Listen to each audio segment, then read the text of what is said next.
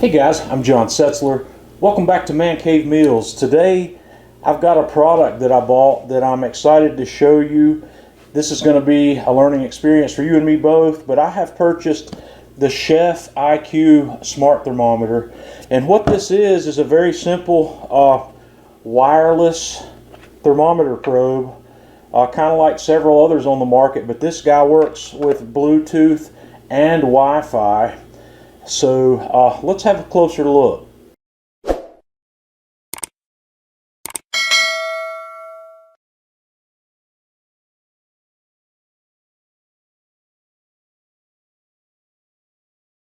The first thing we'll do is have a look at the box and what came in it. And I also went ahead and purchased the extra probe, which came in this box that I've already installed here. This is not the first time I've opened this, so I just want to kind of show you the packaging here. This is really nicely packaged. Everything comes in this folding box. This is the documentation sleeve, and underneath this, the probe that comes with it, the #1 probe and the charging cable are here. And the capsule that this guy comes in is really nice. It's very nice. It's molded plastic. There's actually a speaker in this base that'll talk to us, and this is a charging base, and I've got the #2 probe in the charger at the moment and the #1 probe in the holder up top. So over on the end here we have the power button, which turns it on. It may talk to us here. I don't know if it's going to talk to us here or not, but it's got some indicator lights that should come on momentarily. That's indicating that we have a Bluetooth connection, and then it comes up and indicates that we have the Wi-Fi connection. I've already set all that up. That's set up very easily. Adding the second thermometer probe to this was as simple as putting it in the charging cradle, and the app detected that it was there automatically, so I didn't really have to do anything for that. So that's just here a quick overview of what's in the package. What I'm going to do is we're going to do a cook with this, and I'm going to run through a quick cook. I'm going to cook a whole chicken using this, and I'm going to capture some screenshots along the way, and then I'm going to kind of take you on a tour of the app that comes with this guy. It's a pretty nice setup. I'm pretty impressed with first look. So let's fire up the grill. I've got a chicken here that I've prepped. This is about a 4-pounder. So we're going to power up our chefiq and give it a moment to get going here. And I'm going to open it up, and I'm going to take probe #1 out of here, and we're going to insert this probe into the deep part of the breast, and that needs to be put in there all the way. You got to put it all the way up to the black part, and I'm just going to put the top back on over here, and then let's go to the app and have a look. Okay, I've got my chicken prepped. I've got about a 4-pounder here, and I've powered up the chefiq. I've taken probe #1 and put it in the deep part of the breast here, and I've inserted that all the way up to the black part, which is what you need to do on these probes according to the instructions. So I'm gonna kick off the screen recorder app on my phone here and see if we can have a look at the app, and I'm going to kind of walk you through where we're going here.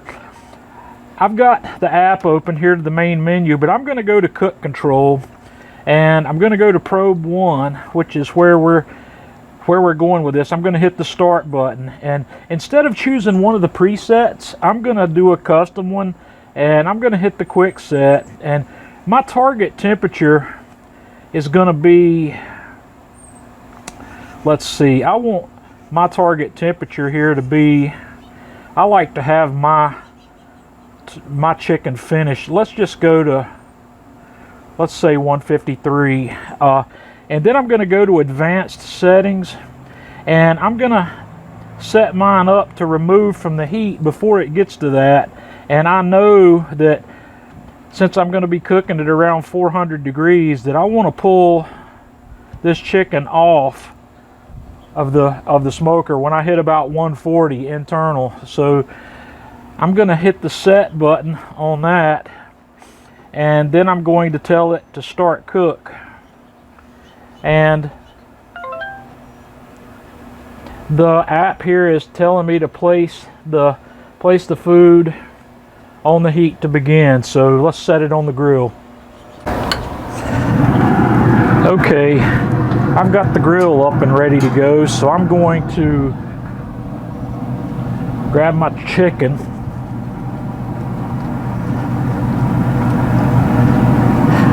and we're going to set it right up here, and we're going to close it up and let it cook. And after we've been cooking for a couple of minutes, I'll come back and show you where we are in the app.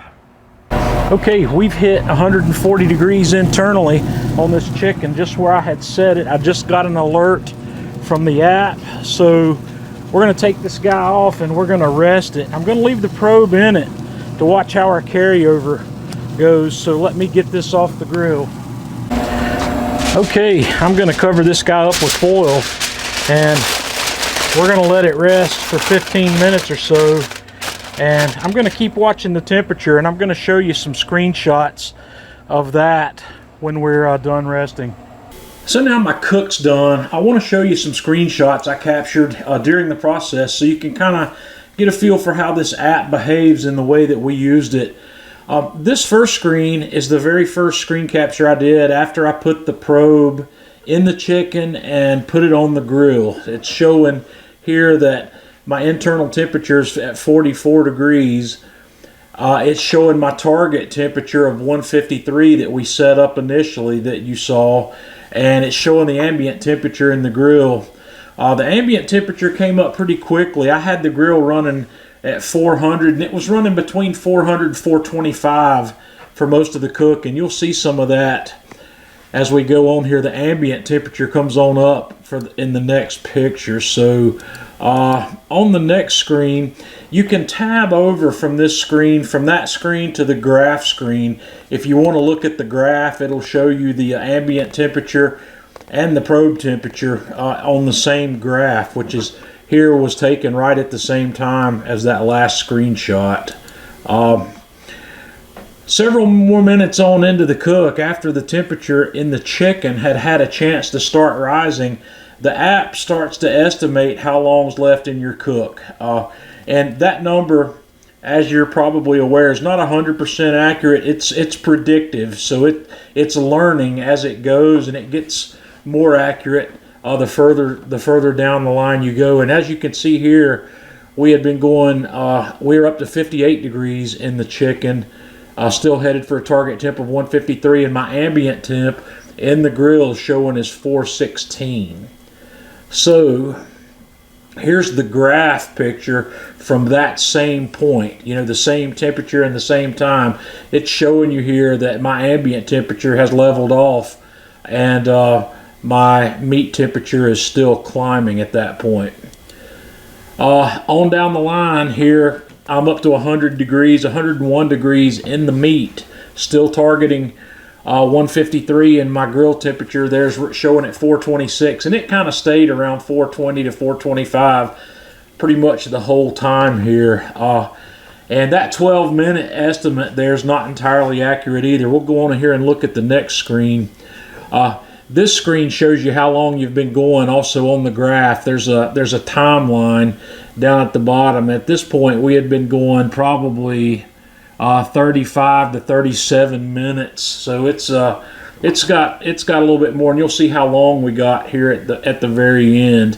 And also, if you remember, when we set up that we wanted to pull this meat off when we got to 140, and we did that. So let's keep on looking at these screens. Here on this screen, we're up to 124 degrees in the chicken, and it's estimating 6 minutes to go, and the ambient temperature is down to 411. And let's see if my graph shows it on this screen. It doesn't here. It does a little bit, but when I got on down to this point, I'm double checking the accuracy of the probe. I've opened the grill a few times, and I'm using one of my instant read thermometers to confirm that the probe is accurate enough, and it is. I didn't have any discrepancies worth noting between my ambient or my wireless probe from the chefiq and one of my instant read thermometers.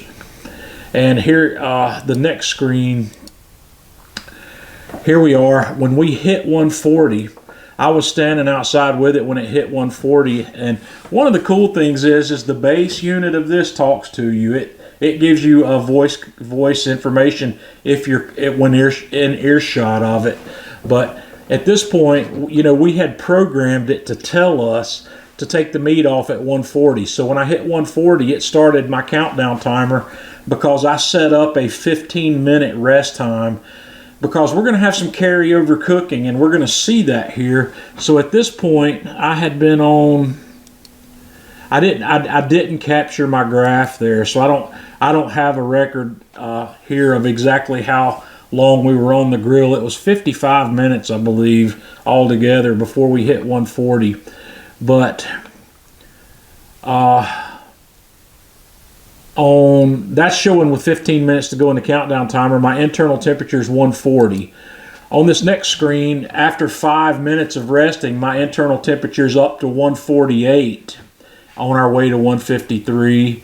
And with 6 minutes to go, we hit 153. And you know, I set 153 as my target. I like to finish my chicken between 150 and 155. Anywhere along in there is good, but this particular chicken went over a little bit. As we get down with just a few seconds to go, I hit 156 degrees in the deep part of that breast. And just for, well, here on this screen, you can see where I've opened the grill and where I've taken it off. It shows you those dips in the graph, but that graph is still nice to have.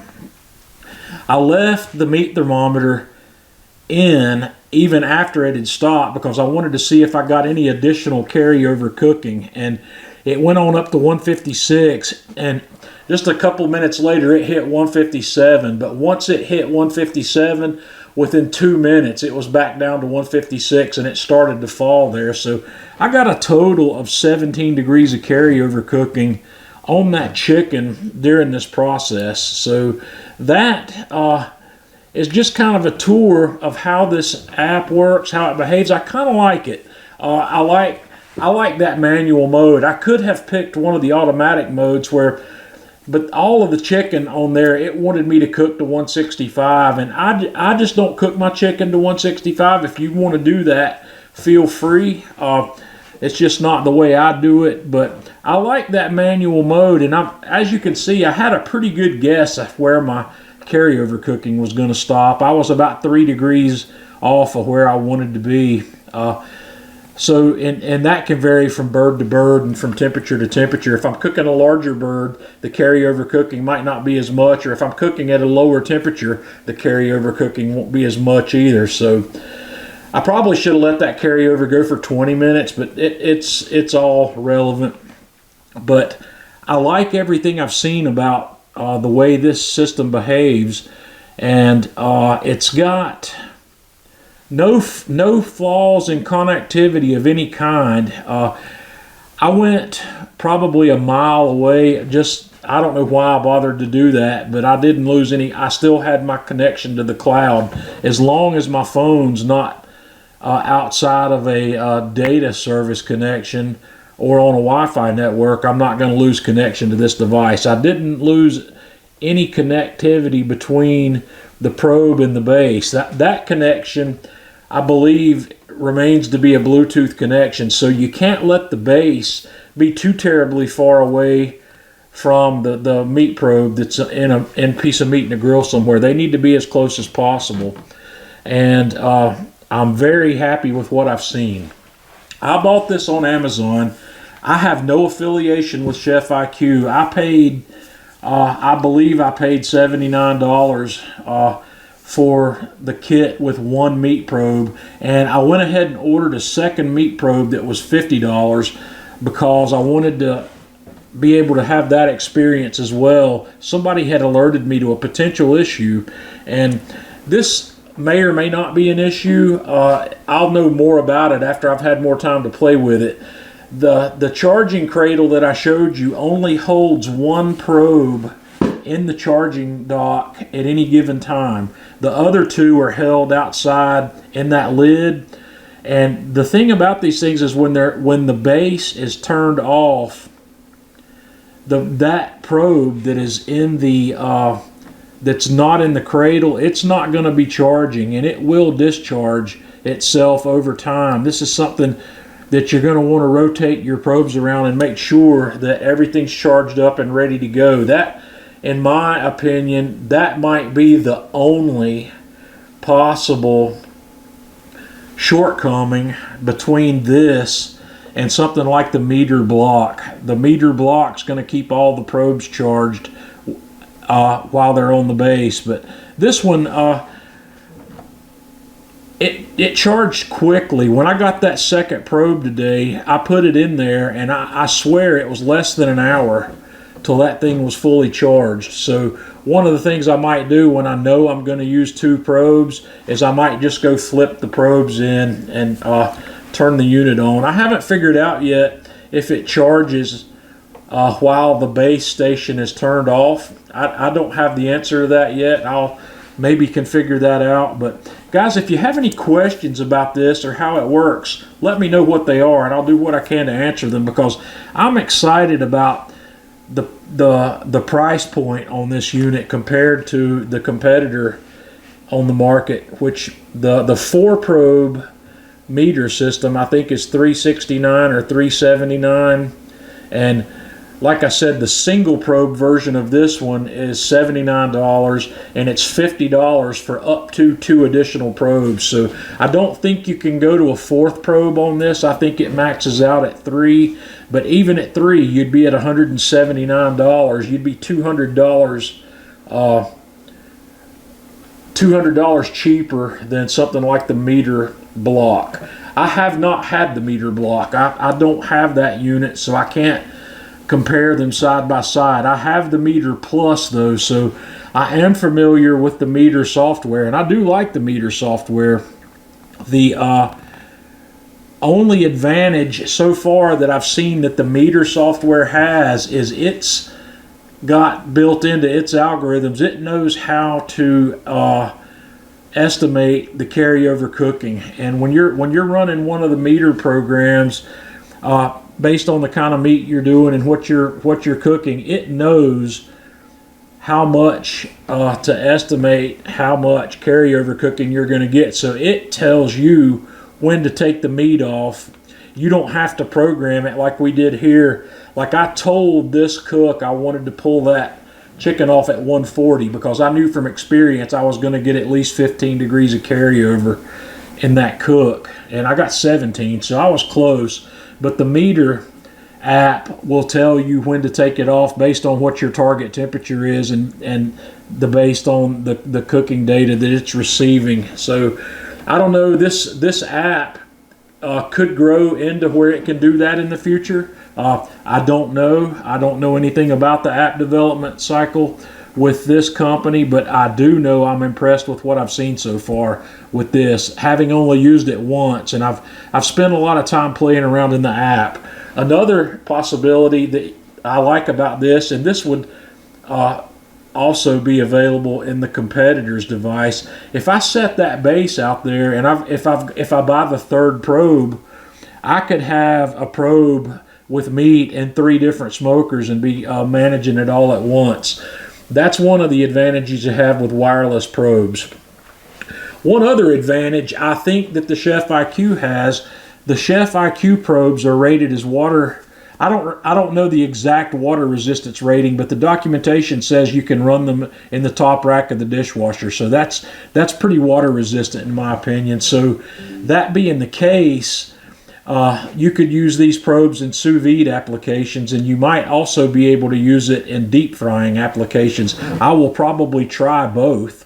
I don't have any doubt that it'll run in a sous vide application because a sous vide's a low temp process, but the deep frying is a little different. So I would probably be willing to sacrifice a probe just to see if I could get it to work in a deep fry. So I might try that at some point. But guys, what I'm doing here is a demo. I'm not going to call this a review. I'm trying to show you what I've seen, what I feel about this, and I feel good about it so far.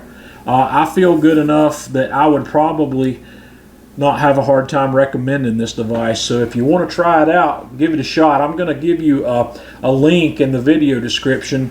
If you decide to try it and buy it through my Amazon affiliate link, I would appreciate that. I get a few cents back when you do that, and it doesn't cost you any extra. And let me know what you think if you buy one, or if you're thinking about buying one, let me know. If you got any questions, I'll be happy to try to answer them. So guys, until next time, this is John Setzler with Man Cave Meals.